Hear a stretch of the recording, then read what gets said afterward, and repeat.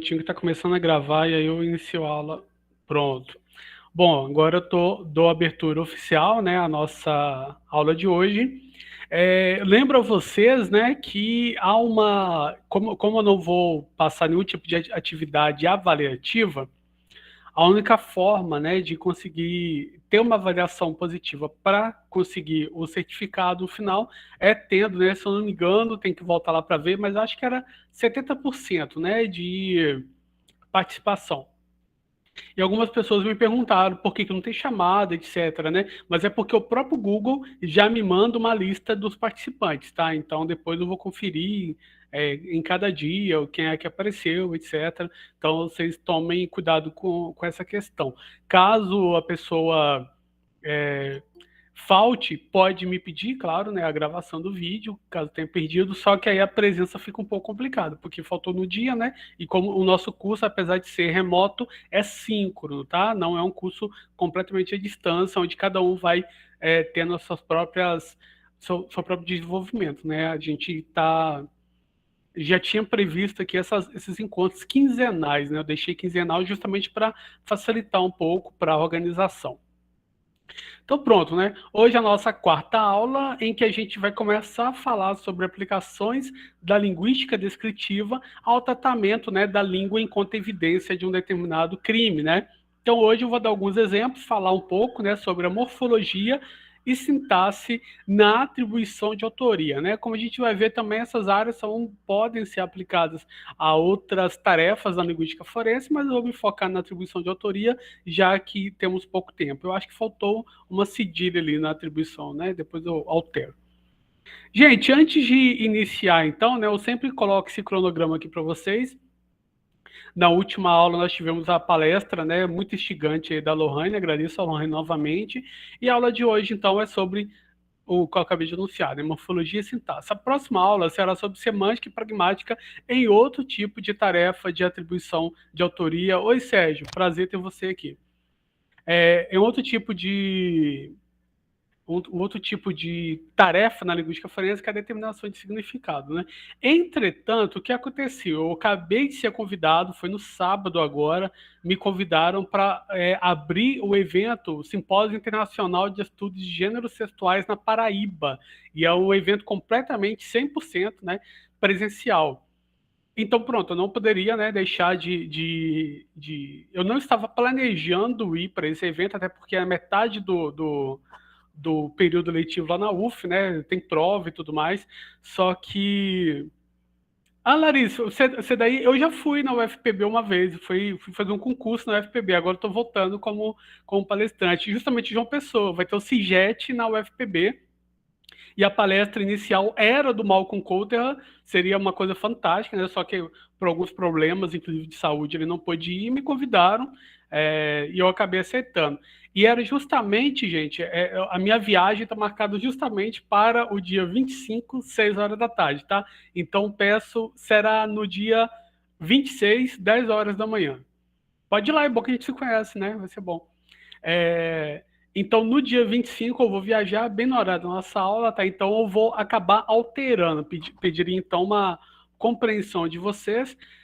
Então, vou colocar a nossa próxima aula já para novembro, tá? Então, para a gente não alterar todo o calendário, a próxima aula, então, vai ter um pouco mais de espaço, que vai ser só dia 1º de novembro, véspera de feriado. Então, e compreendo bem, caso vocês não queiram ter essa aula no dia, tá? Caso alguém não queira, não possa, me manda e-mail, que aí eu penso em outra solução, tá? A priori, então, vamos deixar dia 11 e aí logo em seguida já teremos a outra, tá? Mas é porque já justamente foi muito em cima da hora e eles não tinham, eles queriam alguém falar de linguística forense, né? E como a gente está falando que algumas vezes já são poucas pessoas que ainda trabalham nessa área, então eu acabei aceitando, tá? Mas então, pronto. Deixamos a próxima aula para o dia 11. Se alguém não puder, me manda e-mail explicando, tá? A Bruna. Ah, pois é, Bruna, porque justamente, né, feriado acabou emendando, né? Mas se você não tiver outras faltas, tudo bem. Qualquer coisa, eu abono as faltas esse dia também, porque a culpa não é de vocês, a culpa, né, é da viagem, então acho que não tem muito problema sobre isso, não, tá? Então tá, vamos começar a aula, né?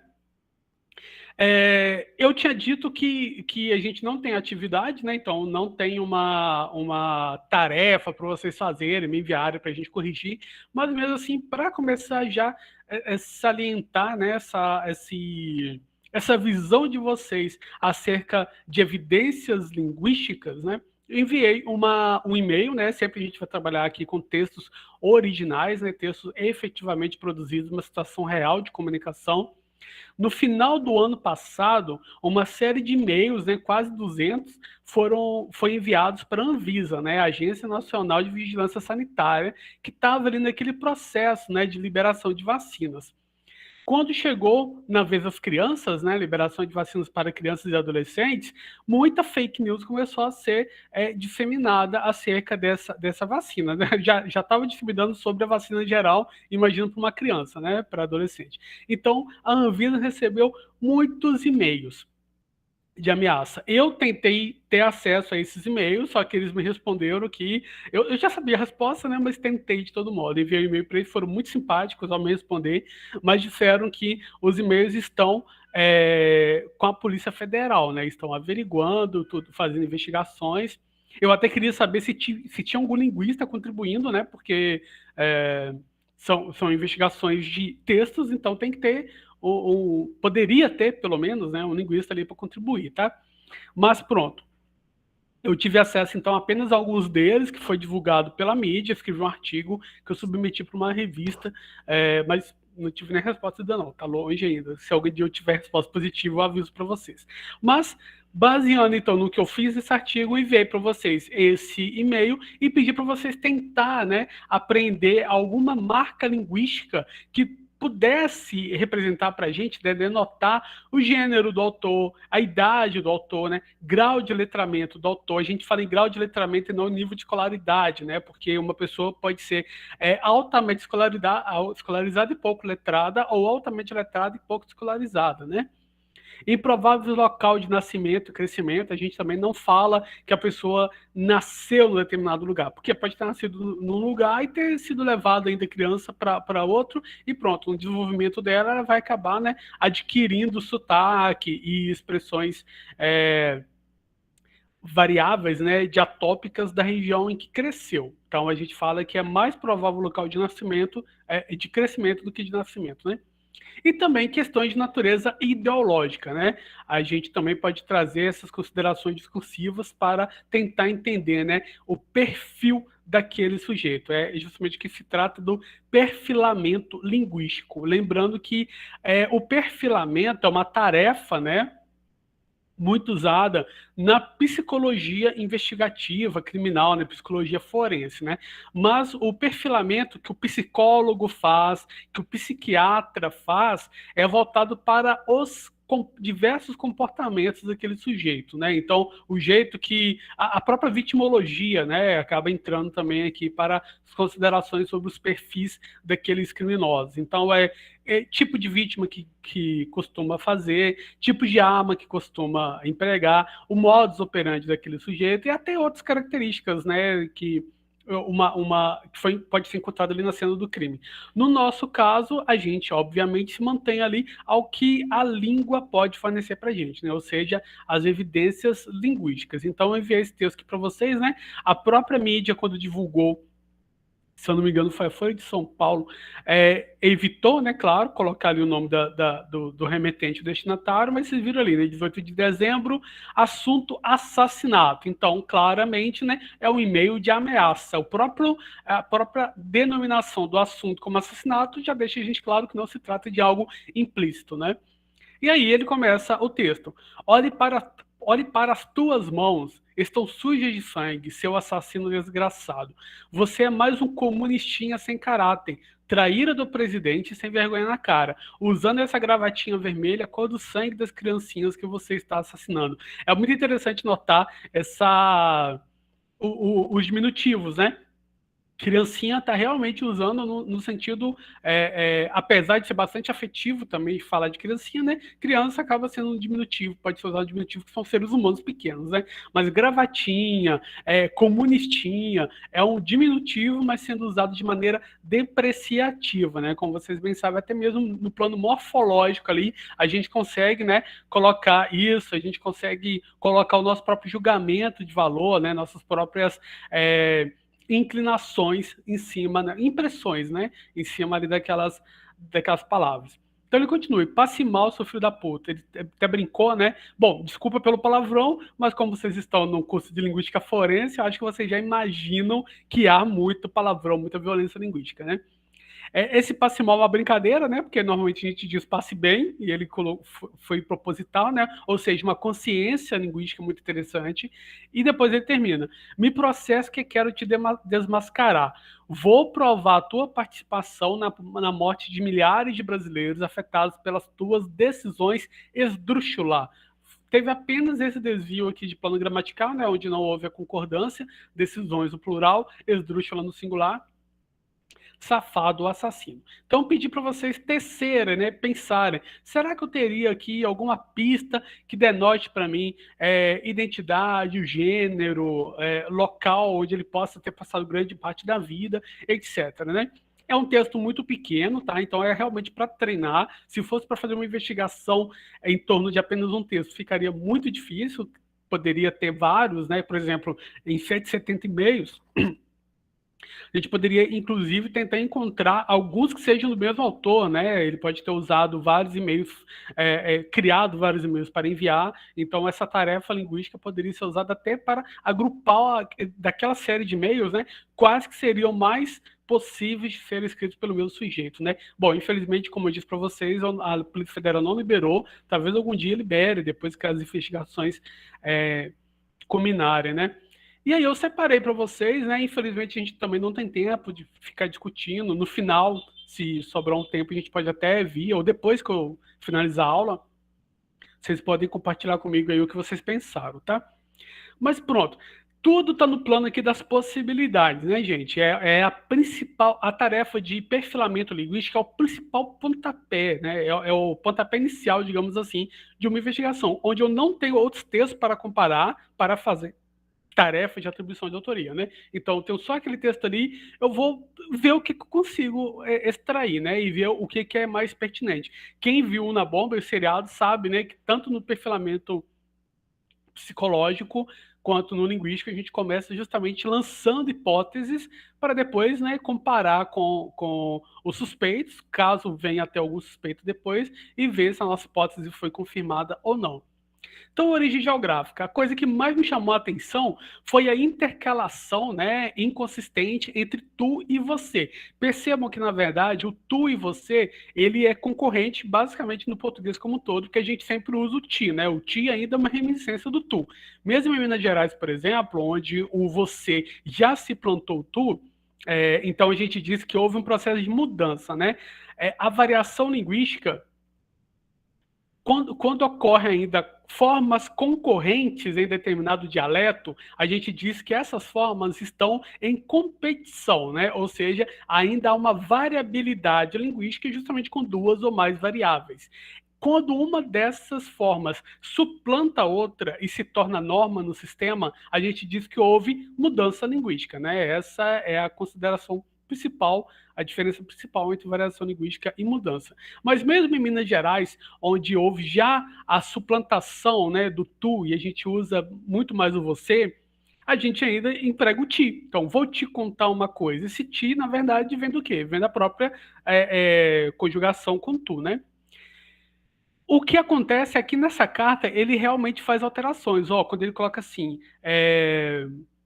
tuas mãos sujas de sangue, seu assassino desgraçado. Então ele acaba usando, né, terceira pessoa e segunda pessoa, ou seja, aparentemente é uma pessoa que cresceu em regiões em que ainda se faz uso sistemático do tu, né? Aqui no Brasil a gente tem alguns estudos sociolinguísticos que mostram, por exemplo, que o Rio Grande do Sul e o Rio de Janeiro, de acordo com o Hilary, são lugares em que ainda há certa concorrência, né? E aí, essa dissertação aqui, né, do Alves, 2010, também mostra que no Maranhão há ainda essa competição para essas duas formas, né? O tu e você. Então, a gente já poderia deixar, né, mais ou menos o Brasil muito grande, né? Vocês sabem disso. É, a Larissa também percebe, olha só que legal, né? Lá na Paraíba. Então, em algumas regiões do Nordeste, do Sul e do Sudeste, a gente já nota, né? A gente ainda nota essa concorrência. Então, é possível que esse moço tenha vindo de alguma região, talvez litorânea, talvez, né? Entretanto, como eu disse para vocês, isso aqui é só uma atividade básica, né? O texto é muito curto para a gente conseguir levantar realmente hipóteses muito válidas, tá? Assim, aquele exemplo que eu dei para vocês do Shai, né? Tinha uma carta e o moço escreveu Devil Strip, nomeando aquela faixa de grama ali da calçada. Aquilo ali só era usado em uma cidade da costa, não é, da costa oeste americana, no norte, né? Então ali foi muito fácil de perceber, porque era um uso lexical muito característico de uma região só nos Estados Unidos. Aqui a gente não viu nada nesse sentido. A gente pode já agrupar na região mais litorânea, mas não em todas, né? Escolaridade. A gente começa também a levantar hipóteses sobre o grau de instrução do sujeito, né? Como que a gente nota isso? Ó, ele emprega bem o recurso do parágrafo, ele separa os períodos por pontuação direitinho, ele separa em parágrafos, ele inclusive mostra que tem controle do computador, né? Porque ele usa letras maiúsculas no início de frase direitinho, e também usa a caixa alta para chamar o sujeito de comunistinha, vocês já viram isso? E quem é que usa caixa alta na internet, né? Um famoso interneteiro, entre aspas, né? Falar alguma coisa em caixa alta, escrever algo em caixa alta, significa que está gritando, né? É uma marca prosódica que você imprime no texto escrito, né? Uma das várias estratégias que a gente consegue empregar na escrita da internet para se aproximar um pouco, né, dessa grande variabilidade de recursos que temos na língua oral. Além disso, claramente ele domina o léxico digamos, bom, essa palavra ficaria ruim. Ele domina um léxico, né, um léxico amplo. Vocês podem notar isso quando ele usa, por exemplo, a palavra esdrúxula. Não é qualquer cidadão com qualquer nível de claridade que sabe empregar, né, a palavra esdrúxula de maneira, né, adequada. Isso, ele é perfeito, Wagner. Ele separa os sintagmas por meio de vírgula, né? Teve uma questão ali onde ele não usou o vocativo, né? Passe mal, vírgula, seu FDP. Mas só isso, não vi mais nada. Além dessa vírgula, ele cometeu apenas um deslize aqui de concordância de número em decisões esdrúxulas. Fora isso, a gente nota que ele tem um bom domínio, né, bom para excelente domínio aqui da norma culta, da gramática, né, dessa gramática tradicional. Então a gente coloca ele como no nível superior, ou no mínimo, né? No mínimo, uma escolaridade completa, né? E vocês viram também lá naquele exemplo que eu dei sobre o Timothy Evans, que o jeito como a escolaridade da pessoa influencia, né, sobremaneira a forma como ele escreveu, e ali o Statvik notou que, por ele ser pouco letrado, não teria condições de ele escrever aquele testamento com aqueles recursos sintáticos e estilísticos, né? Então, só para vocês verem como que isso traz à tona várias características para a gente, né? O gênero não teve nenhuma marcação de gênero clara, né? Ele não falou eu sou homem ou eu sou uma mulher destinado a tal coisa. Nem sequer usou concordância de algum adjetivo, estou indignado, estou indignada, etc. E aí a gente tem que partir para pesquisas, né? Por exemplo, a Dayana Almeida, na tese de doutorado dela, em 2015, ela trabalhou justamente com atribuição de autoria, né? É uma professora da Unicamp, tá? Vocês podem procurar. Eu coloco a tese dela como referência bibliográfica aqui nos slides. E ela estava tentando entender como que homens e mulheres, uma dos trabalhos que ela desenvolveu na tese, né? Foi entender como que homens e mulheres se comportavam discursivamente no Facebook.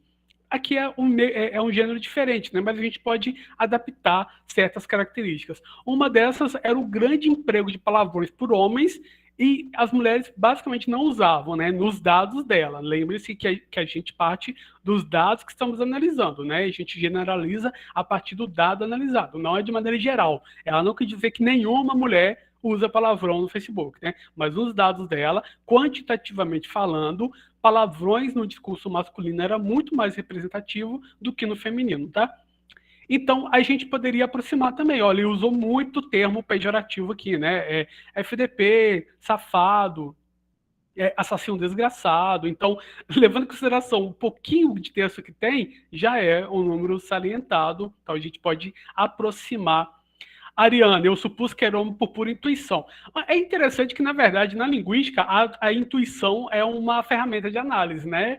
O próprio Chomsky, na teoria gerativa dele, já fala. A gente vai julgar a gramaticalidade de uma sentença, daqui a pouco eu vou falar sobre isso, pela intuição. Então, na linguística, a gente não deixa a intuição de lado, a gente também tem que trazer à tona. Por quê? A nossa competência comunicativa é que está dizendo, né? Tem alguns usos, né, assim, assim, assado, etc. Então, não é... Claro que no laudo pericial você não pode só colocar, né? Senhor juiz, foi a minha intuição que diz. Mas, na análise linguística, a gente parte da intuição e para chegar à análise linguística, né? É uma ferramenta, uma metodologia de análise aqui da linguística, principalmente quando se volta aqui na teoria gerativa, né? Bom, melhor dizendo, lá na teoria gerativa, que eu não sou gerativista. Então, pronto. Gênero aparentemente masculino, né? Inclinação ideológica, claramente, né? Ele deixou bem explícito ali que ele é de direita, a favor do presidente atual, e inclusive algumas questões ali deixa claro, né? Teorias conspiratórias. Claro que é um perfil, né? Porque se era um e-mail enviado à Anvisa dizendo que estavam querendo envenenar as criancinhas, claro que tem muita teoria conspiratória aí, né? Os outros e-mails seguiam esse mesmo viés, falavam de tribunal de Nuremberg, que julga crime de guerra, e que os diretores da Anvisa teriam que passar a ser julgados por esse tribunal, etc. Bom, essa questão da escolaridade da idade acabou andando junto em algumas questões, porque aparentemente a pessoa usa muito bem o computador, então talvez ela até possa trabalhar com o computador, né? E a escolha lexical, quando ele fala esdrúxula, por exemplo, que é muito raro alguém usar, e criancinha, né, se referindo às crianças aí no diminutivo, já mostra pra gente que, bom, o uso do computador já mostra que não é tão idoso, né, ou então é um idoso que domina muito bem o computador, que pode ser que tenha, estou falando do aspecto geral, e nem adolescente, porque adolescente usando a palavra esdrúxula a gente não imaginaria, né? E adolescente também chamando criança de criancinha, sendo que eles estão tão próximos na idade, né? Seria menos... Aqui eu estou usando a minha intuição também, né? Porque eu não vi um estudo científico dizendo que adolescente não chama criança de criancinha. Estou partindo, então, das minhas próprias vivências aqui no mundo, né? Então, como eu estava dizendo, está aqui, ó. Contudo, não há marcas diretas. O que a gente pode fazer é levantar hipóteses, atira, né? Pelo menos parte de algum lugar, e aí, quando tiver algum suspeito mesmo, compara contextos desse sujeito. É isso que costuma ser feito, né? O Chay, por exemplo, quando ele fala para a gente sobre essa atividade em que ele falou, né, que o moço era do norte dos Estados Unidos, ele perguntou, tem alguém dessa região? Tinha vários suspeitos. Um só era daquela região. E aí eles começaram a investigar mais profundamente, interrogaram ele, e ele realmente confessou o crime, né? Então é isso que a gente faz. Parte para várias perspectivas e tenta, né, atirar, acertar, né, em alguma, digamos assim. Bom, como vocês viram, tem uma ameaça ali, né? Que ele fala que vai. O próprio título do assunto do e-mail já é assassinato, e depois tem uma calúnia, né? Porque ele fala que os dirigentes da Anvisa estão massacrando, estão matando crianças. Quando eu imputo crime indevido a alguém, é calúnia. Ou seja, 2 crimes de linguagem presentes ali naquele texto. Então, essa foi uma atividade que eu fiz para vocês, né? Que eu enviei para vocês. Tentarei já começar a ter um olhar direcionado, né? É muito diferente você fazer uma análise sintática de um texto, justamente para classificar fazer uma análise puramente linguística, uma análise textual, e fazer uma análise voltada, né, para encontrar evidências linguísticas. Então, foi só para vocês começarem essa prática. Mais para frente, vocês vão fazer uma outra tarefa, que é de atribuição de autoria, tá? E aí eu vou falar para vocês hoje sobre o que é a atribuição de autoria. Na minha última aula, né, eu já tinha começado a apresentar aí as áreas de atuação da linguística forense. A atribuição de autoria é quando temos uma dúvida, né, acerca da autoria de um texto. Pode ser que a gente não saiba que é o autor, pode ser que o autor presumido negue, né? Por exemplo, um testamento, uma carta de suicídio. A família diz, não, foi meu filho nunca se mataria. Aí vai investigar, né? Pode comparar aquela carta de suicídio com outras cartas, outros textos escritos pelo sujeito, para perceber se foi ele ou não. Isso tem relatos na literatura, né, de que linguistas contribuíram para perceber que, na verdade, não era suicídio, mas era assassinato, né? Se der tempo, eu volto para falar desse assunto, esse caso com vocês.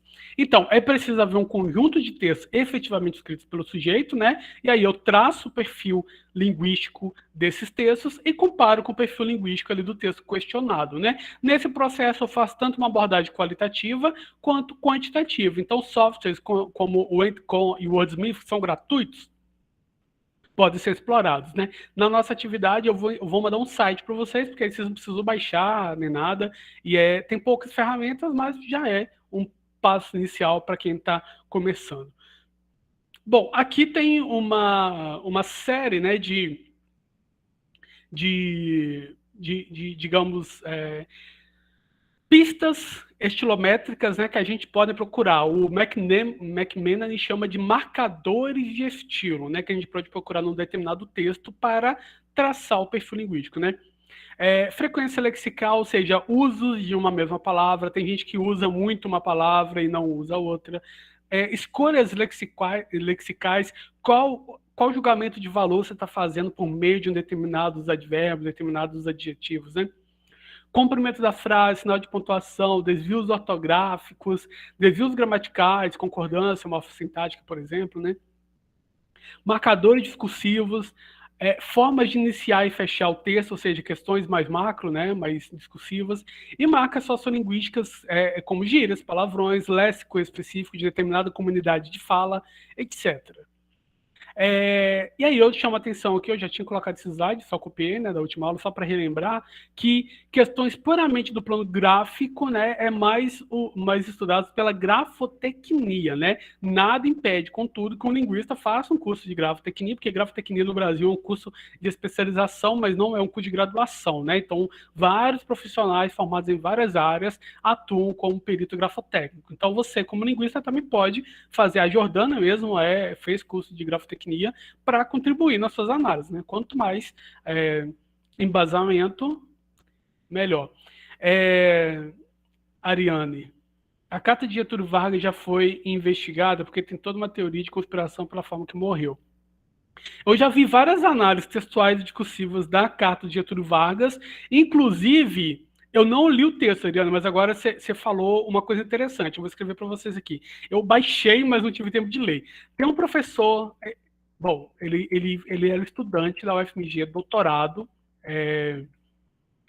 o Evandro Cunha. Tem até um vídeo no YouTube onde ele fala sobre linguística forense, mas assim, eu nunca tive contato com ele, não. Eu mandei um e-mail para ele nunca me respondeu, né? Então, vai tudo bem. Então, não tenho contato com ele.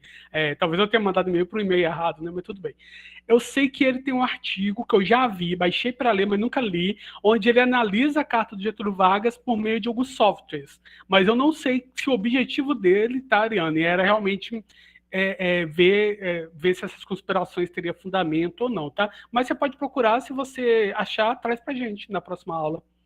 Se eu encontrar o texto, eu mando por e-mail, tá? Mas só para adiantar, para eu, já que você fez essa pergunta. Eu não li o texto ainda, mas talvez tenha, só que eu não me lembro.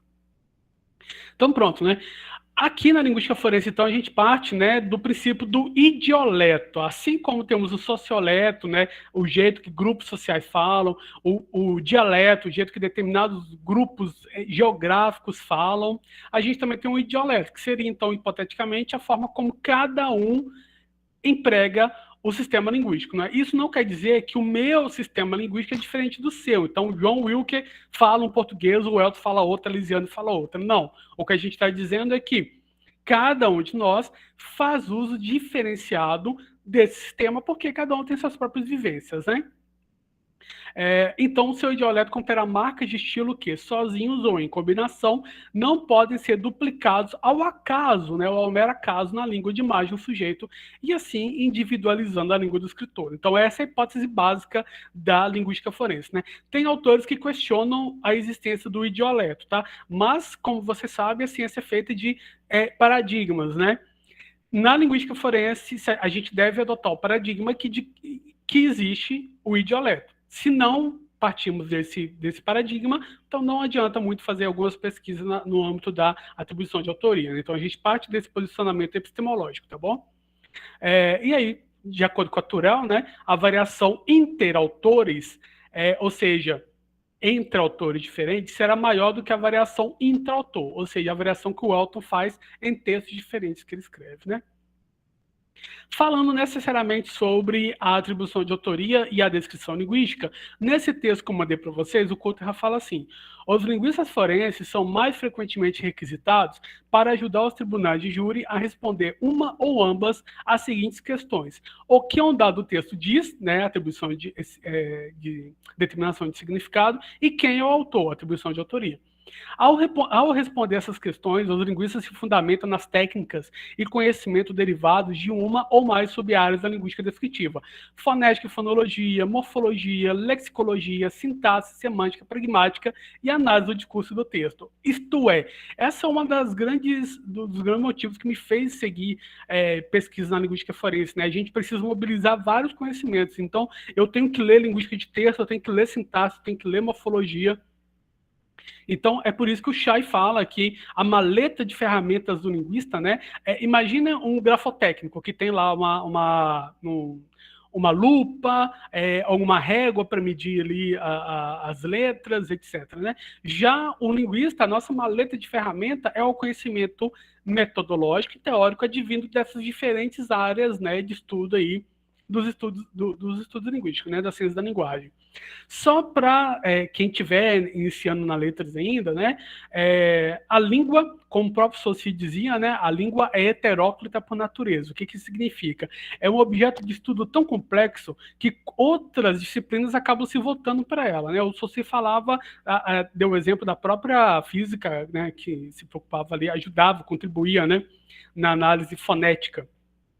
Mas ele não sabia, né, que a linguística que estava propondo iria se dividir em várias sub-áreas. Hoje em dia nós temos várias sub-áreas da linguística, inclusive cada sub-área, cada teoria pode se voltar para um ou mais níveis de análise gramatical, né? Então, fonética, que estuda os sons propriamente dito, no plano articulatório ou acústico, a Lohane falou muito bem na última aula para vocês. A fonologia, que já vai se preocupar em como que esses sons se realizam no sistema, linguisticamente falando. A morfologia, que vai entender como que morfemas, né, se juntam para a composição de palavras. A sintaxe, que vai entender como que essas palavras se organizam em sintagmas e como que as sintagmas se organizam em sentenças, né? A semântica, que olha para o significado, né? Como que a gente produz significado, como que a gente consegue compreender o significado partindo da língua. A pragmática, que já entende esse significado partindo da língua, mas chegando ao meio ambiente, né? As interações sociais. E mais amplo que isso, o discurso, né? O discurso vai lidar, então, não só com a situação contextual imediata, mas com a questão socio-histórica, a psicologia social é trazida à tona, questões de ideologia, lutas de classe, questões hegemônicas, né, são trazidas à tona aqui no domínio mais amplo do discurso. Né? Então, desde a fonética até o discurso, a gente pode separar, né, como níveis de análise linguística, lembrando que alguns autores param na sintaxe. Né? Alguns autores vão dizer, não, nível de análise gramatical está sintaxe. Aí outros vêm, não, sintaxe, semântica também. Aí outros vêm, pragmática e discurso também. Como eu sou análise do discurso, né, claro que eu vou incluir, né, desde a fonética até o discurso aqui, a gente pode olhar, né, de maneira diferente para a língua, assim como todas as ciências fazem, né, a gente separa o mundo para categorizar e procurar entendê-lo, né, a linguística faz a mesma coisa. Isso, Wagner, perfeito. Ó, a sociolinguística não é um nível de análise, é uma metodologia, uma teoria. Então, a sociolinguística olha desde o plano fonético até o discursivo, assim como o funcionalismo, assim como a linguística cognitiva. Então, o que a gente está olhando aqui não é para teorias, para níveis de análise, né, para os objetos. Aí, cada teoria pode olhar para os objetos de maneira diferente. Né? A análise do discurso pode olhar para a morfologia. O exemplo que eu dei aquela hora do Inho, né, é uma abordagem morfopragmática, né, que já chega justamente no âmbito do discurso quando você fala de valoração. Então, é importante a gente perceber, né, que a gente divide por uma questão de metodologia, mas que as áreas estão sempre, né, relacionadas. Deixa eu ler direitinho o que o Wagner falou. A sociolinguística, por exemplo, mobiliza os vários níveis da língua. Exatamente, isso aí mesmo. Perfeito. Então pronto, né? Como eu tinha dito para vocês, hoje a gente vai ficar no nível morfológico e sintático, mas rapidinho também, né? Eu não vou poder dar aula para vocês aqui de morfologia e de sintaxe, vou mostrar algumas aplicações. Bom, então a descrição linguística está interessada em como a língua de fato é, ou seja, o objeto é descrever a língua efetivamente falada, sem considerar critérios como certo, errado, bonito ou feio. Né? Então, como vocês sabem, é a gramática normativa, prescritiva, que se preocupa com esse julgamento de valor acerca da língua. Tá? Isso aqui foi uma citação do livro Descrição do Português Brasileiro, do Miguel Basso. E o que é a morfologia? Né? Desses níveis de análise, a morfologia estuda, né, a estrutura e formação de palavras. Né? Temos a morfologia lexical e a morfologia derivacional. Né? Lexical no estudo das palavras em si, né? Então categorias, né, classes de palavras, por exemplo, e a morfologia flexional, derivacional, que vai estudar, né, como que eu posso pegar uma palavra, unir um afixo e dali eu derivar outra palavra, né, por exemplo.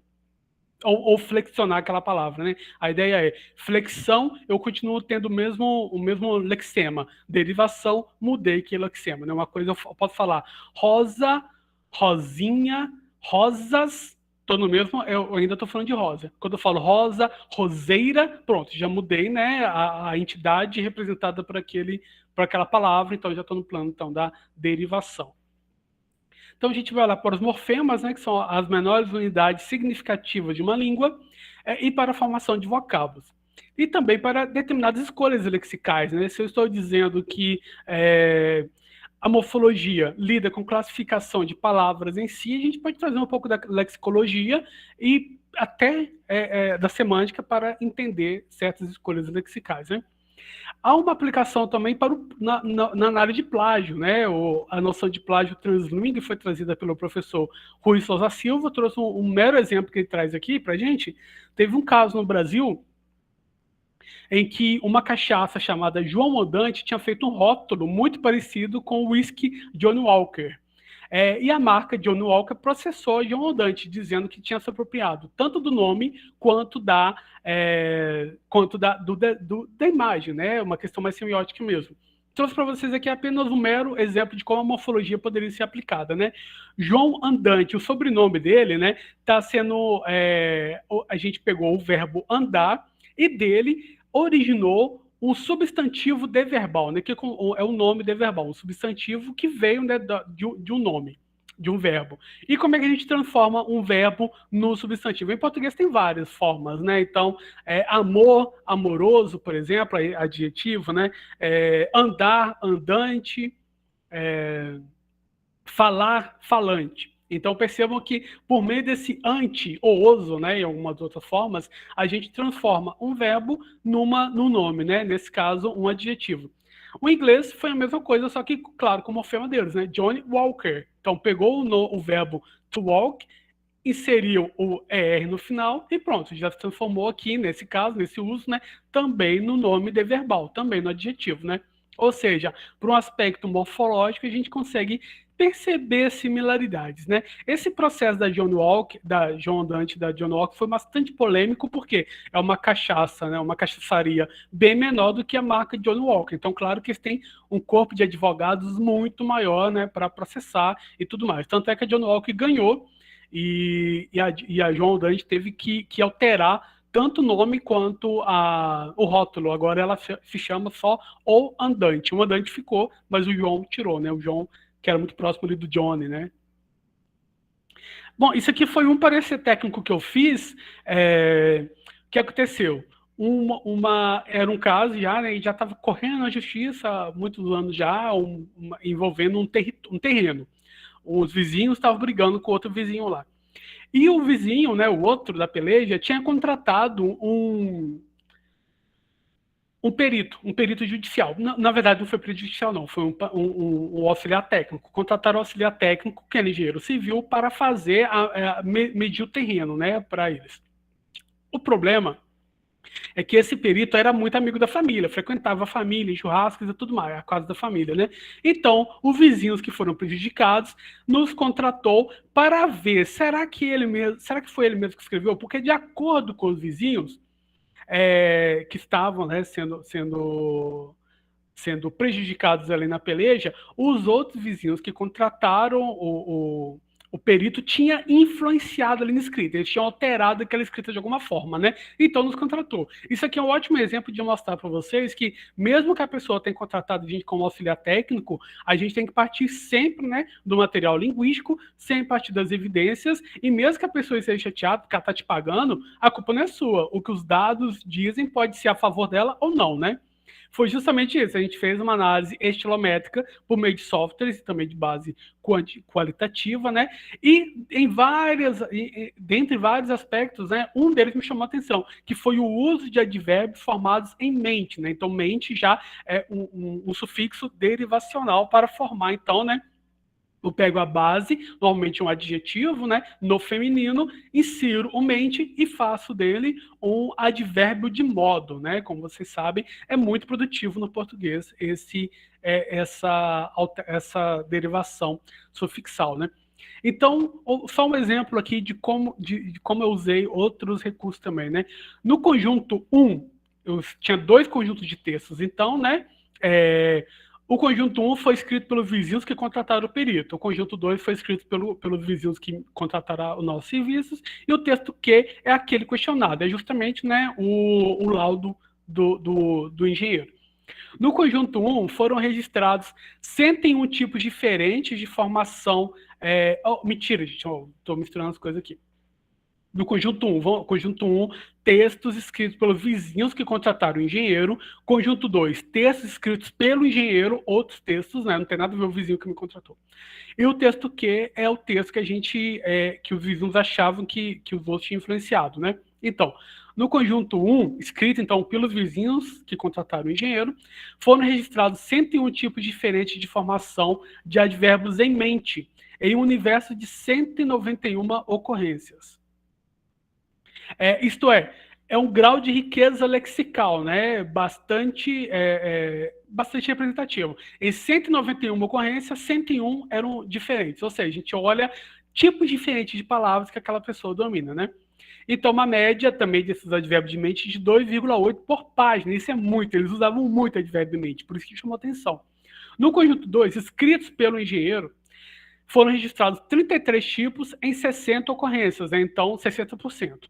A média por página, 1,5. No texto questionado, foram registrados 34 tipos em 56 ocorrências, ou seja, tipos é quantas palavras diferentes tem em quantas ocorrências. Isso aqui é uma proporção que a gente chama na linguística de corpos de type token, né? Proporção de palavras por uso de palavras. Uma média de página por 1,1. Ou seja, o material questionado apresentava muito mais similaridade, então, com os textos escritos pelo engenheiro em si, do que por textos escritos pelos donos da casa. Então, quer dizer que, para uma análise quantitativa, a gente estaria indo na contramão do que o contratante queria. O contratante queria que a gente provasse que os vizinhos tinham influenciado na escrita. Só que a gente mostrou aqui de maneira quantitativa que, na verdade, aparentemente eles não tinham influenciado. Aí a gente partiu, então, para análise qualitativa. Aí você vai olhar, então, né, não só ocorrências, mas que tipo de ocorrências são essas. No conjunto de textos 1, escrito pelos vizinhos, eles eram altamente letrados, né? Eles tinham muitos usos incomuns. Olha essas palavras, galhardamente, obscuramente. Eu nem conhecia o que era galhardamente, nem lembro o que é agora para explicar para vocês. Mas a gente procurou até no corpus, né? Corpus do português, que tem milhões de palavras, e apareceu 2 vezes. Em milhões de palavras do português no corpus, apareceu 2 vezes. Ou seja, pouquíssimas pessoas usam. Se tivesse aparecido essa palavra no texto que, aí qualquer juiz daria grande causa, entendeu? Mas não foi o que aconteceu. No texto, no conjunto 2, que é escrito pelo engenheiro, só tinha uso comum. Além de poucos, os usos eram comuns. Respeitosamente, corretamente, são, né, advérbios em mente que a gente costuma usar no dia a dia. Já no texto Q, só teve um registro em comum, que é fotograficamente, porque ele estava falando que tirou fotografia.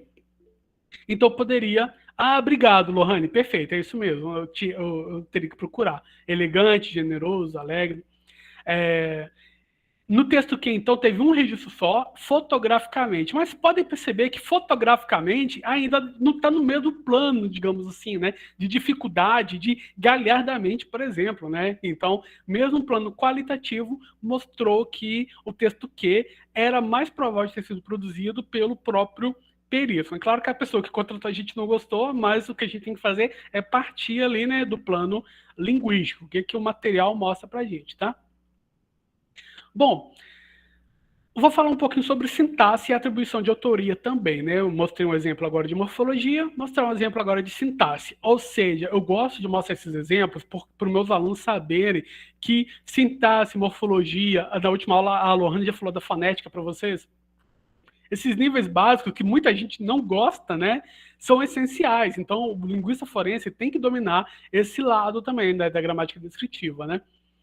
Então, o que a sintaxe diz para a gente? Embora sigamos todas as regras gramaticais impostas pela língua, né, claro que nós temos ali uma regra que a gente não pode escapar dela. Se a gente escapar de determinadas construções sintáticas, a gente corre o risco de produzir frases agramaticais. Né? Então, não é isso que a gente está falando. A gente está falando que o sistema te provê, né, de regras e também de possibilidades de emprego dessa regra. A escolha que eu faço no meu texto é o estilo. Então, o estilo não é algo agramatical. O estilo é dentro as possibilidades de uso possíveis do sistema, eu escolho aquela que melhor me satisfaz, né? Então, por exemplo, o português brasileiro tem como padrão canônico clássico da sintaxe sujeito, verbo e complemento. Então, claro, quando você pensa numa oração, a Maria viu seu avô.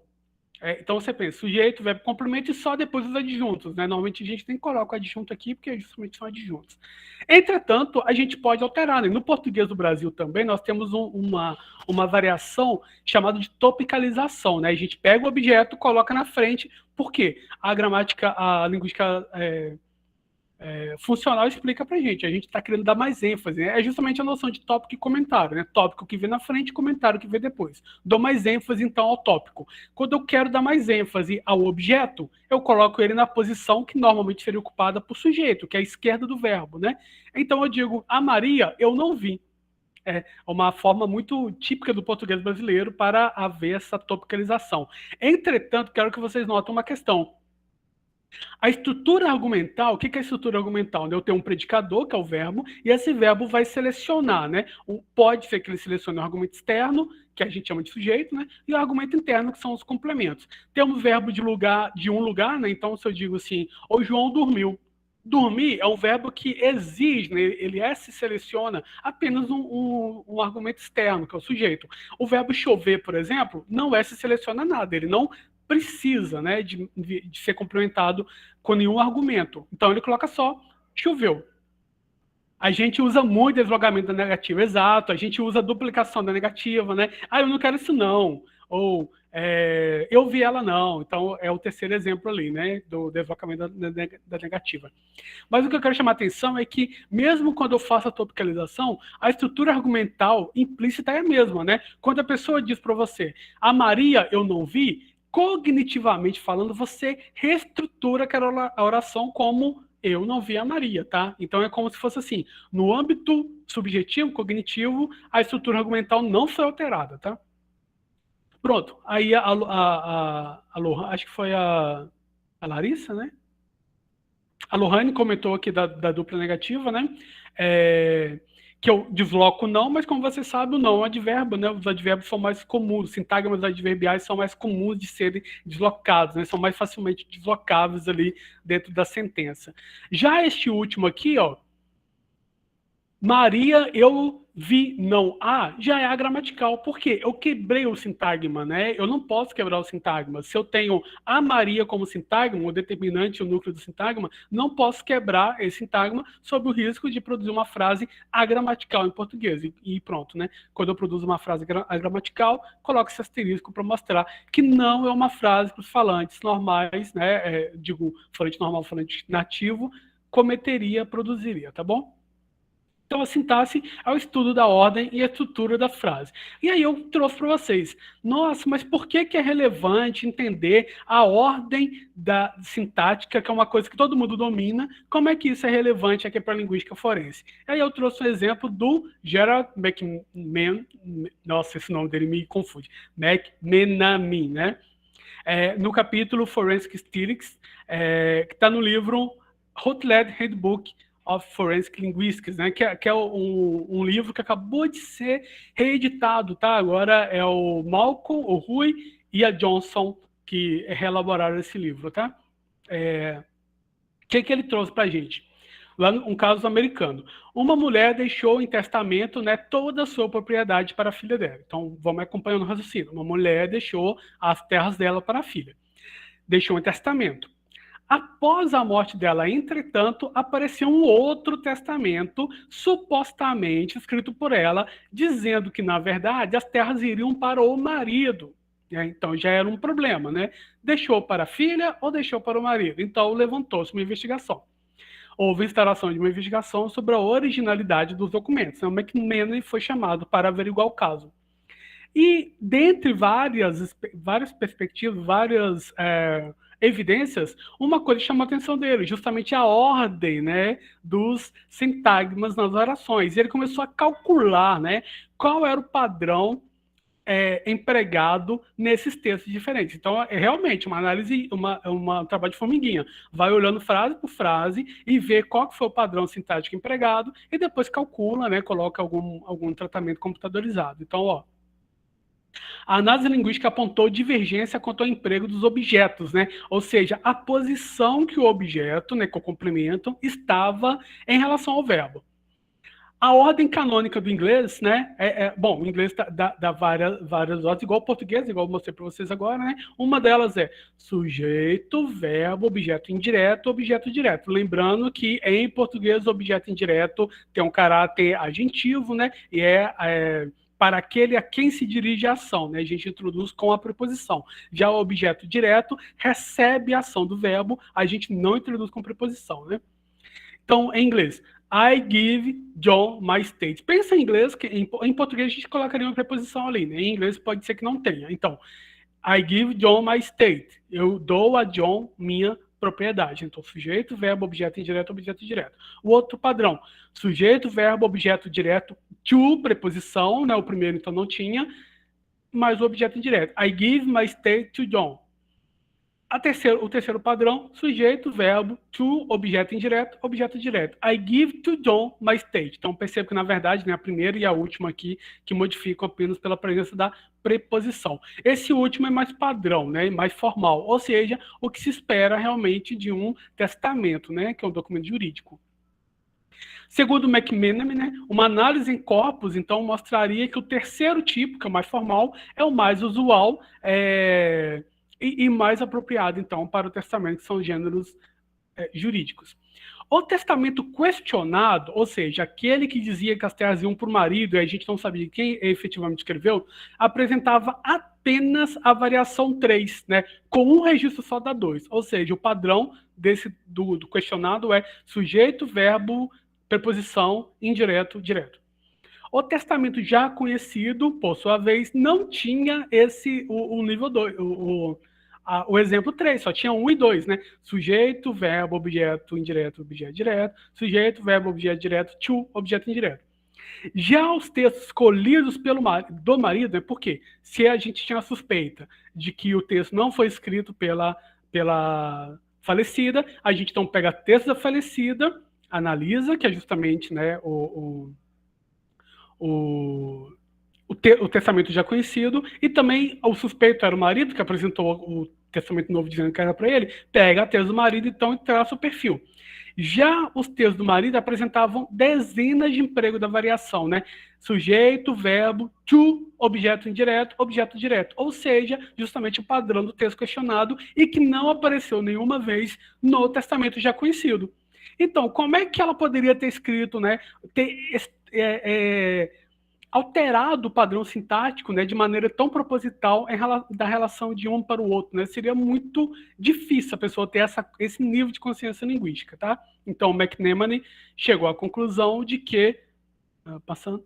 O Novo Testamento, questionado, foi escrito pelo marido da falecida, né? Claro que a gente leva em consideração vários outros aspectos, né? Mas com isso aqui eu trouxe um exemplo de como a própria organização sintática, que a gente pensa ser tão no nível gramatical, né? É muito mais fácil você perceber escolhas lexicais, julgamento de valor, inclinação ideológica, que está no plano mais discursivo e textual. Mas mesmo esse plano bem estrutural do texto já nos dá ótimas pistas, né? Para entendermos ali a autoria de um texto, tá? Isso aqui é um exemplo, eu já vou finalizando a aula, porque, de novo, a aula passa muito rapidamente. Né? Eu me empolgo, preparo um monte de slide, na hora que eu vejo... Ah, não, se bem que está acabando. Está acabando também. Vou consumir, então, 5 minutinhos de vocês só. Isso aqui é um exemplo que a Sheila Carrot apresenta naquele livro, né, Pegos pela Língua, que vocês já viram, já mostrei para vocês aqui, né? Então, a Sheila realizou o perfilamento linguístico de um golpista, ou seja, voltou lá na primeira etapa da nossa aula de hoje, né? Então, perfilamento linguístico de um sujeito. Esse golpista se passava por 8 perfis diferentes para enganar e extorquir a vítima. Olha que interessante, né? Você vê no Fantástico aí direto pessoas caindo em golpes, né? Golpes novos, né? Aplicativos amorosos, golpes no WhatsApp. Então, como que essa pessoa consegue te convencer a passar um dinheiro para ela, convencer a comprar as coisas para ela? A pessoa diz que ama, né? E na verdade está ali querendo se aproveitar. Eu acabei de adquirir, a Fabiana comprou para gente, não está aqui, eu podia ter pegado, o Estafas Amorosas, um novo livro da Sheila Carrot, não foi traduzido ainda, justamente lidando com golpes relacionados aí com sentimento, né? Essas questões. Então, pronto. Ao analisar a ortografia e a sintaxe, né, aí tudo que tem a ver com a nossa aula, hoje eu fui grifando, das mensagens, a Sheila comentando, pude determinar que o sujeito tinha um nível básico de escolaridade. De modo geral, apresentava uma boa capacidade de redação e utilizava estruturas sintáticas simples, mas corretas. Parece a nossa, né, o nosso meio de ameaça. Não havia dúvida de que o autor era falante nativo de espanhol e de que sua variedade era do norte ou centro da Espanha, pelo uso constante de formas diminutivas com sufixo ito. Olha só que legal. Pelo sufixo, ela percebeu a origem geográfica, né? Porque o sufixo ito também é muito usado no português. O português europeu ainda usa muito, né? No português brasileiro, são formas mais, digamos, fossilizadas, né? Quando você pensa em cabrito, você não pensa numa cabra pequena. No palito, você não pensa num objeto de madeira pequeno, né? Então, no português do Brasil, já são construções fossilizadas, mas no português de Portugal do Norte também usa bastante o ito, né? Então, vai falar de cachorro, aí chama o cão canito, por exemplo, que a gente não usa aqui. E lá na Espanha, esse uso também era pela bastante... influência da Espanha, eles falam um cafezito também, está em Portugal, assim, eles usam mais assim. E na Espanha é engraçado porque eles têm, mais para o sul, seria idio, né? Um muchachillo, um cafelillo. Eu não sabia. Então tem mais isso. E aí, mais assim, né, assim, Cantábria e tal, seria ico. Né? Outro sufixo. Outro, exatamente. Então, o ito, ela, claro, identificou. Na Espanha dá para dar assim. Eu até trouxe o Inho, porque do português eu conheço, mas realmente, Marcelo, muito obrigado, eu não sabia. Depois você me manda escrito, que eu até consigo falar melhor. Vou ver certinho ali os diminutivos, mas tem bastante, assim, variantes. Muito bom.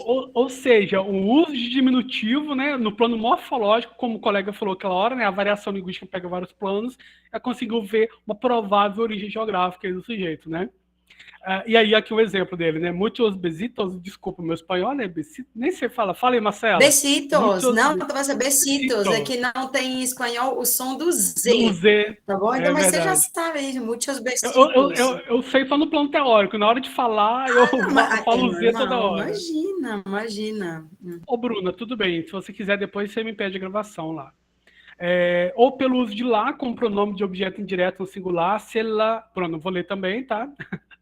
Um fenômeno sintático próprio do espanhol, conhecido como laísmo, né? Ou seja, a Sheila, então, por meio de estruturas morfológicas e sintáticas, conseguiu apresentar o perfil linguístico, né? Este era, portanto, o meu perfil linguístico do golpista em série. Se tratava de um homem entre 20 e 35 anos, em 2007, em 2004 e 2007, que é onde ocorreram os crimes, provavelmente de origem galega, mas que havia vivido durante certo tempo em outras regiões centrais de Espanha e que teria um nível básico de escolaridade. Perceberam, então, que são considerações gerais, né? A gente não tem alguém para quem comparar, mas já dá um ponto, né, de partida para a investigação policial.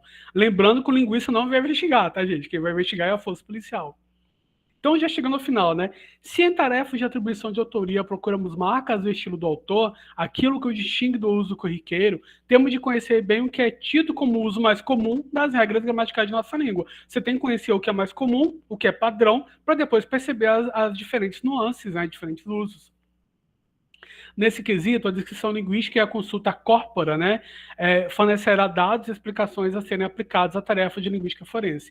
A constante leitura de artigos, livros, gramáticas, né, descritivas e normativas, participação em cursos e eventos é crucial para a formação do linguista que se propõe a se enveredar pela seara forense. Então, lembro novamente, esse curso nosso é introdutório, mas a partir daqui vocês vão ter, né, outras leituras, cursos, podem procurar, né, outras especializações aí para continuar no desenvolvimento, tá? Essas são as referências.